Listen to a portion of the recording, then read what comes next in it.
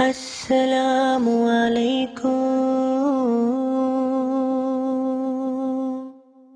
یہ کتاب ملی the closing of the American mind, ایک امریکی انٹلیکچوئل نے لکھی ہے the closing of the American mind. اس نے صاف صاف لکھا ہے کہ سوچ سمجھ کر، ویری ڈیلیبریٹلی، جان بوجھ کر ہماری لیڈرشپ پورے ملک اور پوری قوم کے عوام اور خواص کو، ایون انٹلیکچوئلز کو، ان کے مائنڈ کو کلوز کرنا چاہتی ہے۔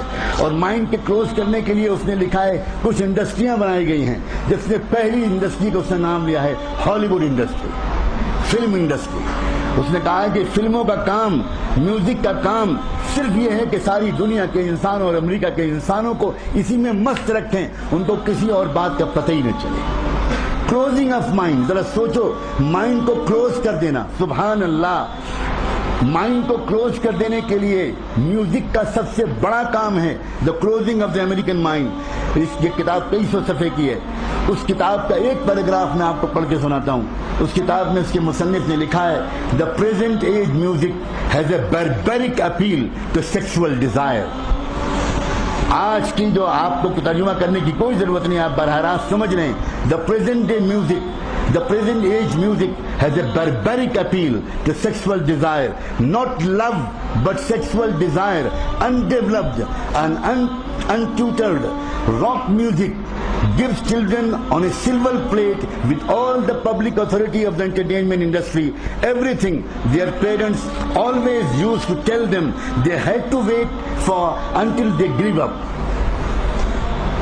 یہ جو انڈسٹری ہے، یہ جو خاص آج کل کی میوزک ہے، یہ میوزک خاص دراصل مائنڈ کو کنڈیشن کرنے کے لیے ہے، مائنڈ کو کلوز کرنے کے لیے ہے، مائنڈ کو کسی بھی ریولوشنری قسم کے نظریات، ریفارمنگ قسم کے نظریات، کچھ سوسائٹی میں چینج لانے کے کچھ جذبے، کچھ سوسائٹی کے اندر ایون جو برائیاں پھیلی ہوئی ہیں ان کو ڈس لائک کرنے کے جذبے کو کل کر دینے کے لیے دراصل یہ میوزک انجینئر کی گئی ہے، بہت سوچ سمجھ کر ڈیزائن کی گئی ہے۔ This has a much more powerful effect than does pornography on youngsters. سبحان اللہ، صلاۃ والسلام بھیجو نبی امی صلی اللہ علیہ وآلہ وسلم پر، جنہوں نے پہلے لوگوں سے یہ کہہ دیا تھا کہ لوگوں گانے مت سننا، لوگوں گانے مت سننا۔ فضیل ابن عیاض جو امت کے بہت بڑے رہبر گزرے ہیں، وہ کہا کرتے تھے الغنا وسیلۃ الزنا، گانا اور تک پہنچانے کی لازمی سیڑھی ہے۔ کیا کہہ رہا ہے وہ امریکن رائٹر؟ وہ کہہ رہا ہے کہ یہ میوزک انسان کی سیکسول ڈیزائر کو ابھارتی ہے۔ انسان کی عجیب و غریب بات ہے، سائنس تو یہاں تک بتا رہی ہے، آپ میں سے جو لوگ میڈیکل اسٹوڈنٹ ہوں گے یا آگے چل کر میڈیکل سائنس پڑھیں گے وہ اس بات کو پڑھیں گے کہ انسان کے فور ہیڈ میں جو لمبک سینٹر ہوتا ہے، وہی سینٹر دراصل تین چیزوں کا، وہاں پر تین چیزیں اثر کرتی ہیں۔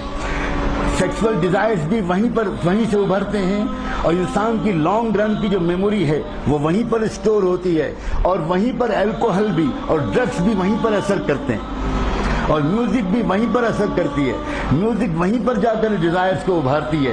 اب ظاہر ہے جب میوزک اور الکوہل اور ڈرگس ان طرح کی چیزیں اسی ایک ریجن کو ابھاریں گی اور اس کو زیادہ اس کے اندر اسٹیمولیٹ کر دیں گی، تو آپ خود سمجھ سکتے ہو کہ اس کے بعد اس کے میموری پر کتنا برا اثر پڑے گا، اور اس کا پھر کنسنٹریشن پر کتنا برا اثر پڑے گا، اور اس کی وجہ سے کسی بھی پازیٹیو مشن کے لیے، کسی بھی بڑے مقصد کے لیے یہ نوجوان کبھی بھی سوچ بھی نہیں سکتا۔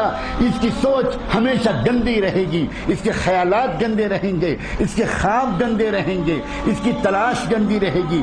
یہ بس ایک جنسی فاتح بننا چاہے گا، آج میں نے اس کو فتح کر لیا، آج میں نے اس لڑکی کو فتح کر لیا، آج میں نے اس لڑکی کو ون کر لیا، آج میں نے اس کو ایس ایم ایس بھیج دیا، آج میں نے اس سے شیک ہینڈ کر لیا، آج میں نے اس کو مس کال دے دیا، آج میں نے اس سے بات کر لی، آج میں نے اس کو فرینڈشپ کا یقین دلا دیا۔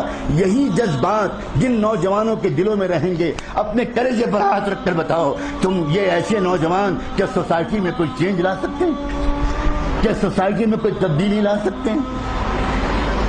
محمد مصطفیٰ صلی اللہ علیہ وسلم کو ایسی امت تیار کرنی تھی، ایک ایسی امت تیار کرنی تھی جو دنیا کو بدل دے، ایسی امت تیار کرنی تھی جو پوری دنیا کو ایک پاکیزہ تہذیب سکھا دے، ایسی امت تیار کرنی تھی جو دنیا کے اندر ایک چینج لائے. اسی لیے انہوں نے وہ تمام گندگی کے ریسورسز کو پلگ کر دیا, بند کر دیا, کلوز کر دیا.